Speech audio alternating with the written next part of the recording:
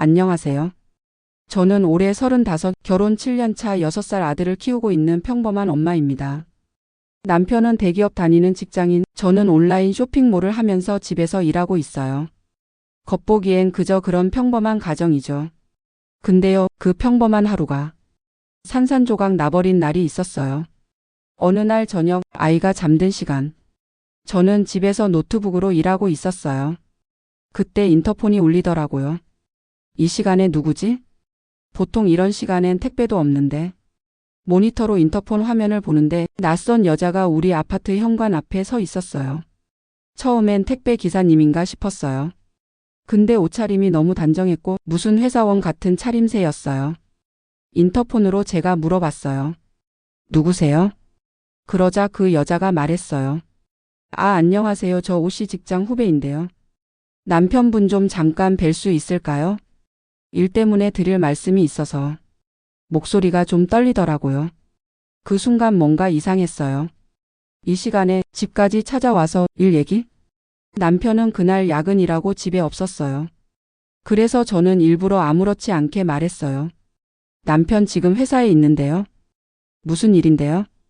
그 여자가 잠시 말이 막히더니 내 회사에 계세요? 죄송해요. 하면서 허둥지둥 돌아서더라고요. 그 모습이 너무 이상했어요. 단순히 회사 일 얘기라면 이렇게 당황하지 않았을 텐데. 그날 밤 남편한테 일부러 물어봤어요. 여보, 요즘 직장에 새로 들어온 후배 있어? 남편은 아무렇지 않게 웃으면서 말했어요. 응. 이번에 신입 들어왔는데 왜? 그 여자야? 무슨 여자? 오늘 우리 집 앞에 어떤 여자가 와서 당신 찾더라.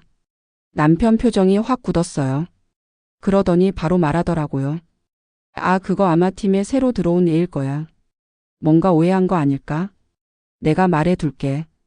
그 말이 이상하리만치 빠르더라고요. 말해둘게라는 말이 너무 자연스러웠어요.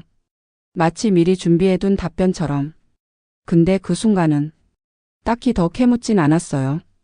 저도 그땐 내가 너무 예민한가? 이런 걸로 괜히 싸움 만들 필요 없지. 그렇게 넘겼어요. 그런데 며칠 뒤 그 여자 다시 왔어요. 이번엔 남편이 집에 있는 시간에요. 남편이 인터폰 화면을 보고는 갑자기 저한테 내가 나가서 잠깐 얘기 좀 하고 올게. 하더니 현관 앞으로 나가려고 하더라고요. 근데 제가 말했어요. 같이 나갈게. 남편이 순간 멈칫하더니 아냐, 일 얘긴데 뭐. 그때부터 저는 확신했어요. 이거 무조건 이상하다. 그래서 저는 남편 몰래 현관 옆에 서서 살짝 문틈으로 상황을 지켜봤어요. 남편이 현관을 열었고 그 여자는 고개를 푹 숙인 채 작은 목소리로 말했어요. 오빠 미안해요. 근데 너무 보고 싶어서. 그 말을 듣는 순간 머릿속이 하얘졌어요. 뭐? 오빠? 보고 싶어서? 오빠 미안해요. 근데 너무 보고 싶어서. 그 한마디가 제 머리를 망치로 후려치는 것 같았어요. 현관 문틈으로 그 장면을 바라보는데 손이 덜덜 떨리더라고요. 남편은 그 여자를 빠르게 둘러보더니 여기서 이러면 안 돼. 너 뭐 하는 거야 지금? 작은 소리로 다그쳤어요. 그 여자는 고개를 푹 숙인 채 죄송해요. 근데 저 진짜 미칠 것 같아서. 그 말을 들으면서 심장이 쿵 내려앉았어요. 미칠 것 같아서? 이게 무슨 소리야? 대체 둘이 어떤 사이야? 그런데 제가 숨죽이고 듣고 있는데 남편이 아무튼 지금은 가. 여기서 이러지 말고 내가 따로 연락할게. 라고 하더라고요. 따로 연락? 연락을 왜 해? 그 순간 가슴속에서 뭔가 확 올라왔어요. 참을 수가 없었어요. 저는 바로 문을 확 열어 젖혔어요. 따로 연락은 무슨 연락? 남편과 그 여자가 깜짝 놀라서 고개를 돌렸어요. 남편 얼굴이 하얘지더니 더듬더듬 말하더라고요. 그게 오해야. 진짜 오해야. 그 여자도 얼굴이 하얗게 질리면서 입을 틀어막았어요. 오해? 오빠라고 부르고 보고 싶었다고 하고 이게 오해야? 제가 그렇게 말하니까 남편이 그제야 버럭 소리를 질렀어요. 그냥 그 애가 혼자 착각하고 있는 거야. 혼자 착각. 그럼 너는 왜 따로 연락한다고 했어? 왜 그 말을 아무렇지 않게 해? 그 여자도 당황했는지 제 앞에서 엉엉 울기 시작했어요. 언니 진짜 죄송해요. 저도 이러고 싶지 않았어요. 근데 제가 너무 좋아하게 돼서 그 소리 듣는데 정말 머리가 터질 것 같았어요. 뭐? 너무 좋아하게 돼서? 이게 뭔 개소리야? 남편은 그 여자를 향해 소리쳤어요. 너 진짜 왜 이러는 거야? 내가 언제 그런 식으로 얘기했어? 그러자 그 여자가 더 크게 울면서 말했어요. 오빠가 언제든 힘들면 연락하라고 했잖아요. 늘 따뜻하게 잘해주고 회사에서도 저 챙겨주고. 그래서 저 말을 잊지 못하고 울기만 했어요. 그 순간 저는 딱 알아차렸어요. 아, 남편이 이 여자한테 확실하게 선을 긋지 않았구나. 오히려 애매하게 계속 엮이게 만들었구나. 남편이 진짜 그런 뜻 아니었다니까. 라고 했지만 그 말이 하나도 안 와닿았어요. 저는 조용히 말했어요. 이거 회사에 알릴 거야. 그리고 내 부모님한테도 알려야겠지. 그 말 듣자 그 여자는 무릎 꿇고 빌었어요. 언니 제발 회사에만은 말하지 말아주세요. 진짜 제가 잘못했어요. 오빠는 죄 없어요. 다 제가 미친 거예요. 그 말이 오히려 더 화가 났어요. 아니, 남편은 죄가 없다고? 아무 죄 없는 사람이 왜 여기서 연락할게라고 해? 남편은 그 와중에도 그냥 오해라고 했잖아. 회사에서 같이 일하다 보니까 신경 쓰이길래 몇 번 위로해 준 거고 계속 변명만 했어요. 그때 저는 딱 잘라 말했어요. 너네 둘 다 지금 여기서 무릎 꿇고 운다고 끝날 일이 아니야. 내가 얼마나 멍청했는지, 너희가 얼마나 뻔뻔했는지 증명할 시간이 필요할 것 같아.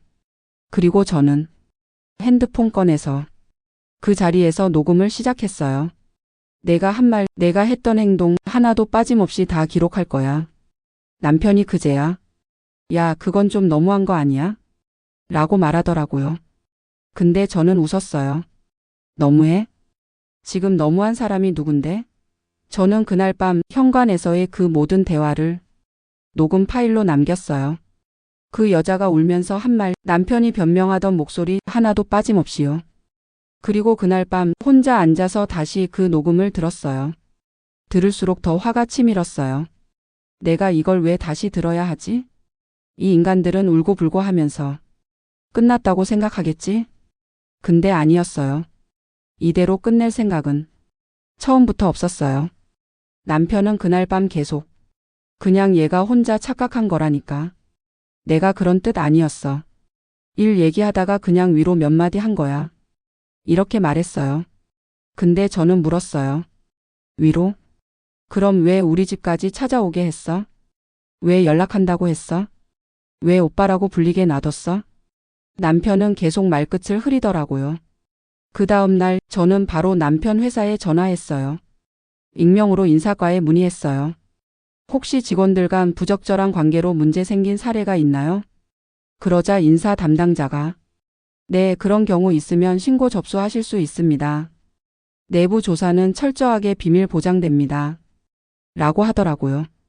좋아, 준비는 다 됐어. 하지만 그 전에 더 확실한 증거를 잡아야 했어요. 제가 녹음만 갖고 있을 게 아니라 이 둘이 따로 연락 주고받은 흔적도 있어야 했거든요. 그래서 저는 남편이 샤워할 때 노트북을 열었어요. 회사 메일은 안 열리게 돼 있었지만 카카오톡 PC 버전 로그인이 풀려 있었어요. 그 안에 후배오 이름으로 저장된 대화창이 있었어요. 오빠 오늘도 집 앞에 못 가죠? 근데 너무 보고 싶어요. 오늘은 안 돼. 애랑 집에 있어. 다음에 보자. 그 대화만 봐도 이건 혼자 착각이 아니라는 게 확실했어요. 남편이 철저하게 회피하지 않고 애매하게 다음에라고 약속해 준 거였어요. 저는 그 대화창을 모두 캡처해 저장했어요. 그리고 사진 파일도 몇 개 있었어요. 그 여자가 보낸 커피잔 사진, 손등 사진, 오늘도 파이팅 하세요. 이런 메시지와 함께 하나하나 캡처하면서 손이 부들부들 떨렸어요. 이 인간 진짜로 이 여자랑 뭔가 감정 주고받고 있었구나. 그날 밤 남편이 다시 저한테 이제 그만 넘어가자. 회사까지 문제 커지면 애도 힘들잖아. 라고 말하더라고요. 근데 저는 딱 잘라 말했어요. 회사 얘긴 내가 결정할 일이야. 내가 나한테 그렇게 쉽게 거짓말한 사람이 애 핑계 댈 자격은 없어. 그리고 바로 변호사 사무실에 상담 예약했어요. 남편과 직장 후배의 부적절한 관계 증거 확보했고 이혼 및 위자료 청구 진행하려고 합니다. 변호사님은 자료를 확인하고 말했어요. 이 정도면 충분히 위자료 청구 가능해요. 직장 내 지위 남용 문제로 회사에도 조사 요청 가능하고요. 저는 변호사님한테 말했어요. 회사에도 알리겠습니다. 이 여자아이 엄마인 저를 얼마나 우습게 본 건지 끝까지 보여주고 싶어요. 그리고 저는 남편한테 마지막으로 말했어요. 내가 그동안 내가 일 핑계로 늦게 들어오는 거 다 이해해줬어. 애 엄마니까 가정 지켜야 한다고 생각해서 참았어. 근데 내가 뭘 했는지 이제 세상에 다 알려줄 거야. 남편 표정이 싹 굳어졌어요. 진짜 그렇게까지 할 거야? 너 너무하는 거 아니야? 근데 그 말이 진짜 웃기더라고요. 그래서 저는 웃으면서 말했어요. 그래, 너무하자. 나는 그럴 자격 있어. 그날 밤 남편은 계속 말했어요. 회사까지 들쑤시면 나만 망가지는 게 아니라 너도 힘들 거야. 애도 얼마나 상처받겠어. 저는 그 말에 더 단단해졌어요. 그래, 너는 지금도 결국 내가 잃을 것만 걱정하는구나. 내가 얼마나 아팠는지는 끝까지 생각 안 하네. 그래서 저는 담담하게 말했어요. 힘든 건 내가 아니라 나였어. 내가 그 애랑 주고받은 카톡, 그 애가 우리 집 앞까지 찾아왔던 그 장면, 그걸 보면서 내가 얼마나 무너졌는지 너는 모를 거야. 남편은 그제야 당황했어요. 그래도 정말 그런 관계는 아니었어. 그 애가 그냥 혼자 착각해서 그런 거라고. 또 그 소리. 아직도 책임을 안 지려고 해요. 근데 저는 웃으면서 말했어요. 혼자 착각? 그럼 왜 다음에 보자고 했어? 왜 오빠라고 부르는데 한 번도 못 고쳤어? 왜 애매하게 계속 끌고 다녔어? 남편은 아무 말도 못했어요. 그 다음날 저는 준비해 뒀던 자료를 변호사님께 전부 넘겼어요. 녹음 파일, 카톡 캡처, 불박에 찍힌 집 앞 방문 영상. 그리고 그 여자의 부모님 연락처도 지인 통해서 알아냈어요. 그 부모님께 내용 증명 보내기 전에 변호사님이 한 번 더 물으셨어요. 정말 부모님께도 알리시겠어요? 보통 여기까진 잘 안 가거든요. 근데 저는 단호하게 대답했어요. 제 아이를 끼고 들어온 사람이에요. 그만큼 책임져야죠. 그 여자는 그동안 계속 언니 제발 한 번만 만나주세요. 진짜 너무 죄송해요. 회사 많은 부모님만은 이런 메시지를 보내왔어요. 근데 그 메시지 하나하나가 저한테는 전혀 울림이 없었어요. 너희는 내가 이 정도에서 포기할 거라 생각했겠지? 절대 아니야. 남편 쪽에서도 부랴부랴 변호사를 선임했어요. 그러면서 조정으로 합의하자 서로 상처만 커진다. 이런 말을 하더라고요. 저는 그 변호사한테도 똑같이 말했어요. 조정 안 합니다. 판결로 갑니다. 나는 여기까지 오느라 이미 다 무너져 봤어요. 그래서 끝까지 갑니다. 그 여자는 더 애원했어요. 언니, 저 진짜 그럴 생각 아니었어요. 그냥 오빠가 너무 따뜻하게 대해줘서 제가 혼자 착각을. 그 말 듣는데 정말 기가 막혔어요. 혼자 착각? 그럼 왜 우리 집까지 찾아왔어? 왜 내 남편한테 그렇게 울면서 오빠라고 부르며 매달렸어? 나는 그 여자에게 이렇게 답장했어요. 착각이었으면 처음 그날 우리 집 앞에서 남편이 널 돌려보냈을 때 그만했어야지. 근데 왜 또 찾아왔어? 왜 또 우리 애까지 핑계로 삼아서 연락했어? 그 답장 이후 그 여자는 연락을 끊었어요. 변호사 통해서만 사과문을 전달해 왔어요. 그 안에는 깊이 반성하고 있다. 앞으로 일절 연락하지 않겠다. 이런 내용만 있었어요. 근데 저는 그 사과문도 캡처해서 증거 자료로 넣었어요. 변호사님이 말했어요. 이 정도면 상간녀 위자료 청구는 유리하게 진행될 겁니다. 남편 쪽은 이혼 시 재산 분할 분리하고 양육권도 고객님 쪽으로 갈 가능성이 높아요. 그 말을 듣고 속이 다 시원했어요. 한편 남편은 집에 있는 동안 계속 눈치를 봤어요. 아이 앞에서는 애쓰며 평소처럼 굴었지만 제가 말도 섞지 않으니까 혼자 식탁에 앉아 멍하니 있는 시간이 많아졌어요. 그런 남편을 보면서도 저는 전혀 마음이 흔들리지 않았어요. 너한테 미안해할 이유 없어. 내가 선택한 거니까. 그렇게 소송은 본격적으로 시작됐고 회사에도 정식으로 신고가 들어갔어요. 회사는 둘의 관계가 사적인 만남을 넘었는지 조사에 들어갔어요. 그리고 그 여자가 회사 내 다른 동료들에게 은근히 뒷말을 해왔다는 사실도 확인됐어요. 회사 내부에서도 그 여자 쪽 잘못이 명백해졌고 인사과에서도 징계 절차를 밟겠다고 했어요. 그걸 알게 된 남편은 제게 전화를 걸어 제발 회사까지는 또 그 말을 반복했어요. 근데 저는 조용히 대답했어요. 너 회사 지키고 싶으면 애초에 이 짓을 하지 말았어야지.